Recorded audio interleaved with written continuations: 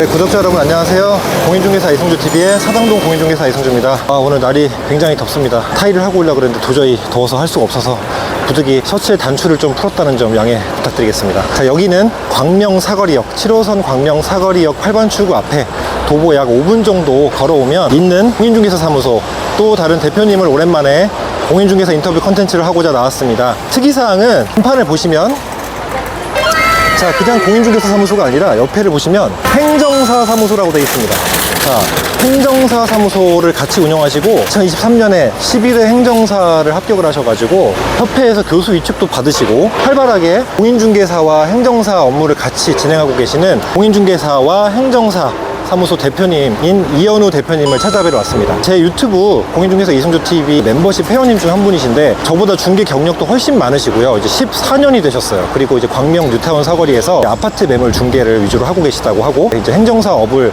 또 시작을 하셔서 다양한 이야기를 나눠보고자 합니다. 사무소 먼저 전경 한번 보여드리고요. 안쪽에 계신데 제가 오늘도 어김없이 우리 대표님들을 위해서 바카스 준비했습니다. 셀카봉을 놓고 와가지고 급하게 근처에 다이소에 들려가지고 지금 다이소에서 셀카봉을 급하게 사왔습니다. 우리 맨땅의 헤딩 나의 중개일기 또 독자이시기도 해서 제가 우리 또 멤버십 회원님이니까 무상으로 제 친필 사인을 들어가서 해드리고 이렇게 책을 한 권 드리려고 준비를 했습니다. 이제 인트로가 길었습니다. 들어가서 우리 광명 사거리역의 부자 공인중개사 사무소 대표님 이현우 대표님을 한번 만나 뵙도록 하겠습니다. 사무소 한번 전경 찍어드립니다. 공인중개사 행정사 사무소 광명 부자부동산입니다. 그래서 최근에 이제 대법원 권리금 판결 같은 것도 이렇게 붙여놓으시고 행정사 사무소에 대한 홍보도 다채롭게 돼 있죠. 매물도 이렇게 광고해 놓으시고 조금 전에 보여드린 대로 행정사회 교수 위촉이 됐다 이러면서 이제 행정사 이현 너무 멋있습니다. 네, 사진까지 멋있게 해놓으셨는데요. 실물을 뵈러 들어가도록 하겠습니다. 바카스가 무거워서 빨리 들어가야 될 것 같습니다. 안녕하세요. 드디어 뵙습니다. 반갑습니다. 처음 뵙겠습니다.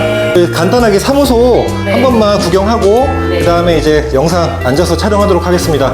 먼저 이거는 약속하지만 선물입니다. 네, 바카스. 먹겠습니다. 네, 맛있게 드시고요. 네, 너무 멋지십니다. 사무실 내부. 제일 멋진 건 자, 위촉장. 행정사 이현우. 네, 너무 멋있습니다. 네, 우리 대표님 또 교수님이시고. 그럼 이제 앉아서 우리 본격적으로 촬영을 한번 해보면서 Q&A를 한번 하나씩 해보도록 하겠습니다. 자리에 앉아서 이현우 행정사 앤 공인중개사 대표님을 같이 만나 뵙고 인터뷰를 시작하도록 하겠습니다. 먼저 그에 앞서서 이제 제 저서 맨땅 헤딩 나의 중개일기 네, 한 권 드리도록 하겠습니다. 네, 감사합니다. 잘 읽도록 하겠습니다. 감사합니다. 네. 제가 왔다고 또 이렇게 한잔까지 준비해 주시고 잘 먹겠습니다. 네. 본격적으로 이제 인터뷰를 한번 해보면서 많은 분들이 되게 궁금하실 것 같아요. 왜냐면 최근에 이제 여기 앞에 붙여놓으신 것처럼 대법원 판례도 있었잖아요. 이제 네. 공인중개사와 행정사 간의 법적 분쟁의 판례도 있었고. 첫 번째 질문입니다. 자기소개 간단하게 좀 부탁드리겠습니다. 저는 중개업을 지금 14년째 하고 있고요. 광명에는 지금 개공 9년 차, 작년에 1년 폐업을 하고 네. 행정사 1, 2차 공부를 해서 8개월 만에 와. 39등으로 합격을 했습니다. 너무 감사드립니다. 와, 네. 엄청나게 높은 등수로 합격을 하셨네요. 대단하십니다. 중개 사무소 명칭은 간단히 설명을 드렸는데 광명 뉴타운인가요? 여기가? 네, 여기 광명 뉴타운 북광명이라고 하고요. 광명 뉴타운이 25,000세대인데 여기 북광명에는 광명 1구역, 2구역, 4구역, 5구역 12,000세대가 올 12월 말부터 27년도까지 다 입주를 하게 됩니다.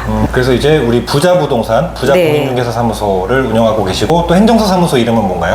이현우 행정사 사무소를 같이 겸업으로 운영을 하고 있습니다. 성함을 내서 너무 멋지십니다. 네. 그럼 이제 21회 공인중개사 취직을 하시고 네. 14년차 유튜브도 하시네요? 네, 부동산 나래TV라고 한 3년 정도 운영을 하고 있는데요. 조금 재밌습니다, 제가. 그래서 사람들이 맨날 박나래 닮았다, 박나래 닮았다 하는 거예요. 그래서 부동산 나래TV로 이제 이름을 정하고 나래라는 게 네. 부동산으로 날개를 활짝 펴다 이런 뜻도 있어서 저를 만나시면 부동산으로 네, 날개를 편다. 펼 수 있고 이 광명에 오시면 광명을 보실 겁니다. 네. 네, 멋진 언어 유희입니다. 네, 유튜브는 부동산 나래TV 네. 많은 구독 부탁드리고 또 블로그도 하시네요. 네, 네이버 블로그 운영을 하고 있고요. 인스타그램도 시작한 지 조금 됐습니다. 그 다음에 이제 두 번째, 1번에서 간단히 말씀해 주셨지만 경력을 좀 자세하게 듣고 싶습니다. 또 오래되셨으니까. 저는 대학교를 한국외국어대학교 중국어과 87학번을 졸업을 했는데 중국어를 하나도 모르고요. 가방만 들고 그냥 왔다 갔다 했습니다. 그냥. 근데 저는 이제 학교 선생님이 꿈이었어가지고 그 당시에 제가 서울 교대를 가고 싶었는데 내신이 안 돼서 네. 교대를 못 갔어요. 그냥 적당한 학교를 들어가서 졸업만 했고 대학교 다니면서부터 계속 과외도 했고 중학교 수학을 되게 좋아했어요. 제가 중학교 수학 강의를 시작해서 20년 동안 초등학교, 중학교 수학 강사를 하면서 와. 이제 보습학원을 운영을 했죠. 예.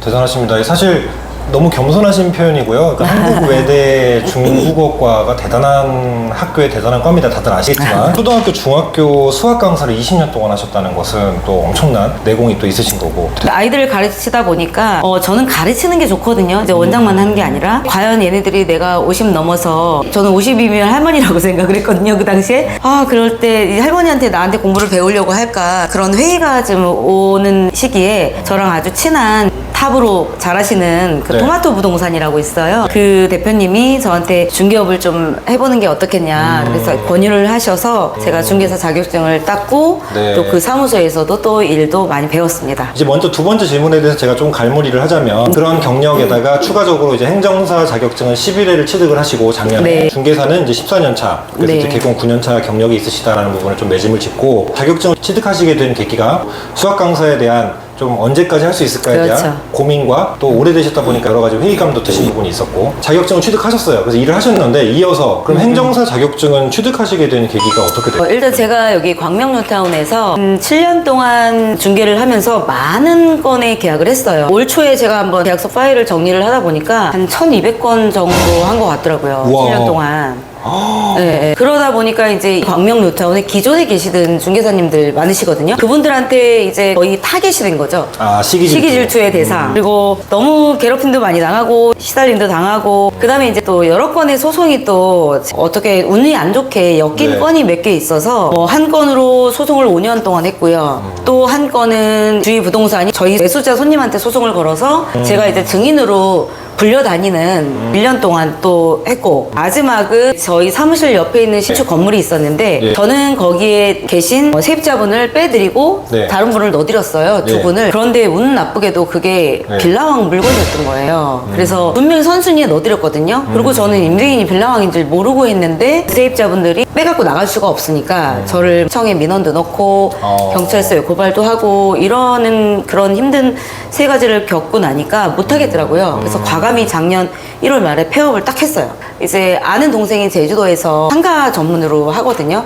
그래서 그 친구한테 전화를 했죠. 나도 너처럼 주택이 너무 시달리니까 상가 전문으로 나 하고 싶어. 누나 그거 잘 생각해야 돼. 권리금 계약서가 지금 1심에서 행정소법 위반으로 과태료 처분받고 지금 항소 중이야. 나도 공부하고 있어. 이러더라고요. 그래서 제가 그 말을 듣자마자 저는 방문각으로 달려갔습니다. 1, 2차 동차로 접수를 하게 됐죠. 네. 그러면 현장에 오프라인 학원을 다니신 건가요? 오프라인 학원을 다녔습니다. 그러니까 아예 딱 그냥 과감히 결단하시고 딱 그 사무소 폐업하시고요. 업무 정지 신고가 아니라 영업 정지가 아니라 완전히 폐업을 했죠. 네. 와, 그럼 다시 개업하신 거네 이거. 네, 다시 개업을 했죠. 야, 큰맘 먹고 하셨네요. 예. 결론적으로는 이제 그런 시기 질투와 소송건들 때문에 좀 동시에 회의감이 여기도 많이 오고 네. 그러다 보니까 이제 한 단계 업그레이드를 통해서 네. 법적인 부분에 좀 강화를 해야겠다 네. 라고 생각하셔서 행정사를 취득하시게 네. 됐고 지금 그 취득을 하셔서 너무너무 좋으시겠어요. 너무 고맙죠. 지금은 한 건을 안 해도 배부르고요. 네, 너무너무 지금 행복하게 살고 있어요. 그래서 제가 저기 앞에 배너에다도 새로 오픈을 하니까 저를 모르시는 분들은 다 초보인 줄 아세요. 그래서 개업 8주년 기념 해가지고 무료 상담, 행정법률 관련 상담과 그다음 부동산 관련 무료 상담을 하면서 세법을 아주 빡세게 공부를 하고 있습니다. 무료 상담 해드리려고. 멋지십니다. 진짜 멋지십니다. 많은 분들이 되게 귀감으로 삼으시고 되게 부러워하실 것 같습니다. 제 생각에도. 네. 그다음에 이제 네 번째, 그렇다면 행정사 네. 자격증에 대해서 많은 분들이 관심을 또 가지실 텐데요. 이 공부를 하신 것을 사실 공인중개사랑 절대적으로 비교할 수는 없지만 그래도 공부 시간이나 이런 걸 좀 궁금합니다. 행정사는 작년 2월, 3월, 4월, 5월 네. 4개월 동안 1차 공부를 해서 시험에 합격을 해서 평균 한 75점 정도 받았고요. 또 4개월 있다 2차를 보잖아요. 네. 그래서 또 4개월 동안 사실 그 내용을 전부 다 외우다시피 했어요. 달달달달달달 다 외웠어요. 야, 그 많은 양을요? 네. 저는 잠자는 시간 빼고 잠을 보통 6, 7시간 잤겠죠. 네. 그 시간 빼고는 무조건 공부만 했어요. 와. 4달 동안. 전업으로 아예 그냥 전업으로 아예 집중을 했어요.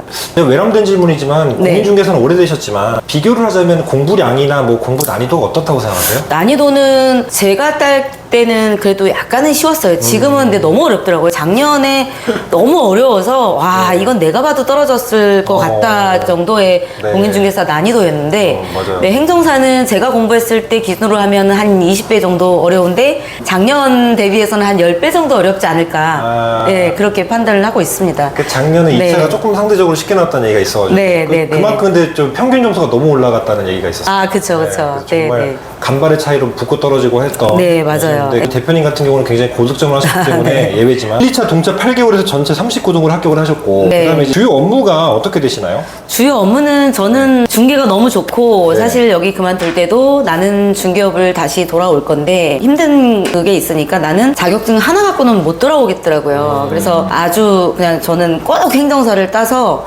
같이 돌아오겠다는 그런 1년 만에 공부를 해서 이렇게 땄고 지금도 저는 중개가 좋고 뼛속까지 공인중개사라는 생각을 하고 있어서 광명 뉴타운 입주권, 분양권을 전문으로 하고 있고요. 네. 그다음에 행정사 자격이 있으니까 상가 건물 임대라든지 매매 위주로 하면서 상가 권리금 계약서 작성, 그다음에 부동산 전월세 연장 계약서 작성을 전문으로 하고 있습니다. 공인중개사들이 지금 할 수 없는 게 이제 권리금 계약이라든지 네. 그리고 이제 대필이라고 하잖아요. 네. 행정사의 업무 영역에서는 이제 계약서나 서류 등의 작성이라고 하는데 그 작성의 업역을 확장해서 하실 수 있으니까 또 연장 계약서도 좀 하시고 행정사 업무도 연차가 또 늘어나시면서 많이 좀 늘리실 수 있겠죠. 공부를 좀 더 해야죠. 행정 업무는 너무 방대하기 때문에 좀 많이 공부를 해야 될 것 같습니다. 매물 확보를 그러면 어떻게 하시는지 좀 궁금합니다. 일단 입주권 분양권은 기존에 제 고객이 몇백 명 되거든요. 제 기존 고객이. 이 고객들은 거의 저는 좀 전속이세요. 다 네. 그걸로 일단은 전세라든지 매매 그거 하고 있고요. 네이버 광고 하고 있고요. 키워드 광고도 하고 있습니다. 제가. 키워드 광고에 나가는 비용이 꽤 되죠. 네. 오래되셨다 보니까 기존 고객님들을 확보하면서 주로 네이버 광고도 많이 하시고 상가 같은 경우는 똑같이 기존 상가도 고객에다가- 기존 고객이 제가 많고요. 네. 이쪽에 기존에 대로변에서 영업을 할 때 상가도 많이 거래를 하고 그다음에 그 임대인 분들을 제가 많이 알고 계세요. 건물주들을 많이 알고 있어서 그분들을 거의 이제 저를 한번 보시면 거의 저의 전속 그 건물주님이 되시기 때문에 제가 새로 오픈하고 계속 전화를 드려서 네. 저쪽에 있는 상가 제가 다 뺐습니다. 와, 대단하십니다. 네, 그리고 저는 상가는 매물 발굴을 위해서 여기 드렸던 그걸로 이제 요거 만들어서 방문합니다, 제가. 네, 방문해서 네. 요거 맛있는 젤리 저거 되게 맛있거든요. 이거 좀 네. 클로즈업으로 해서 좀 보여드릴게요. 자, 이렇게 돼 있어요. 젤리 보이시죠? 네. 자, 그리고 이제 뒤에 보시면 이렇게 개업 8주년 기념 이렇게 돼 있습니다. 전화번호도 같이 보이실 겁니다.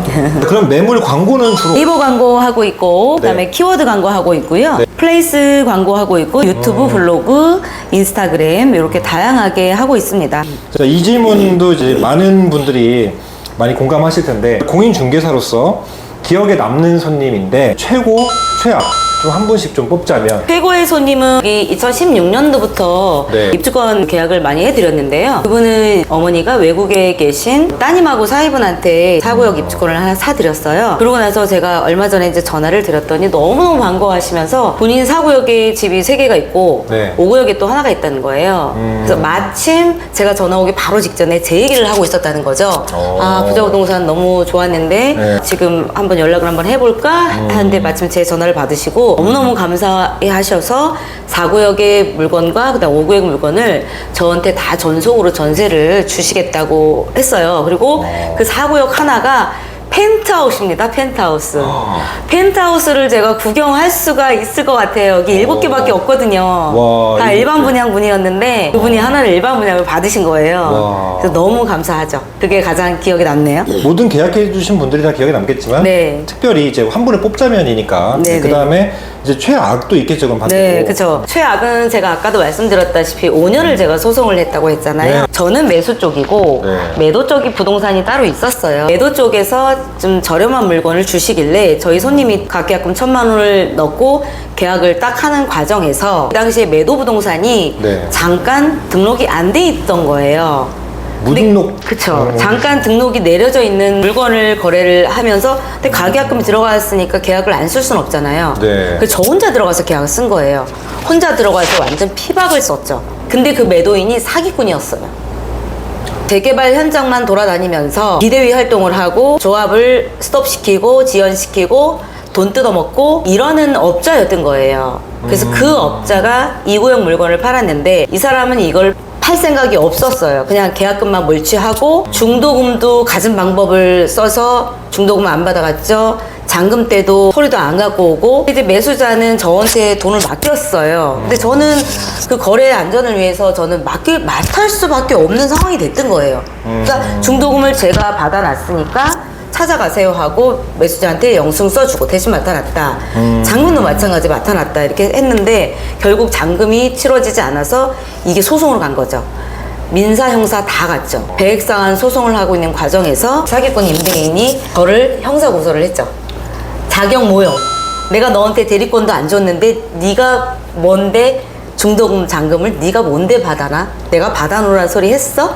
이렇게 해서 저 자격 모형으로 걸었어요. 이렇게 핑계대고 이렇게 수를 써서 계약금을 몰수하려고는 작전이었던 거예요. 내용이 되게 어렵지만 거기에 휘말렸죠, 제가. 네, 되게 네. 어려운 내용인데 얼핏 들어도 우선은 매도인이 사기꾼이었다. 네. 그리고 매도인 쪽 중개사가 원래 같이 있었는데 네. 임시로 그 당시 상황에 이제 무등록 상태라 우리 네. 대표님이 공교롭게 실질적으로는 공동 중개 형식인데 대표자는 이제 혼자로 들어가서 네, 양쪽을 이제 계약서를 작성할 그쵸. 수밖에 없는 네. 그런 형국이었고 네, 네. 근데 이제 매도인 쪽에서는 당연히 우리 대표님이 지금 계약 당사자니까 담당 공인중개사니까 이걸로 또 형사고소를 하고 네. 매수인 쪽에도 우리 대표님을 믿고 진행을 했는데 이제 돈을 잘 맡겨놨는데 사기를 또 당하니까 매수자를 다시 돌려줬죠. 네. 그러면서 이제 잔금 이후에 공탁을 하긴 했어요. 형사 민사를 하다 보니까 제가 이거 형사건으로 걸려서 벌금형 100만 원이 나온 거예요. 저는 검사 앞에 처음 불려가 봤고요. 와, 저 그때 진짜 너무너무 스트레스 진짜 많이 받았거든요. 그래서 저는 그냥 100만 원만 내고 그냥 끝내려고 했는데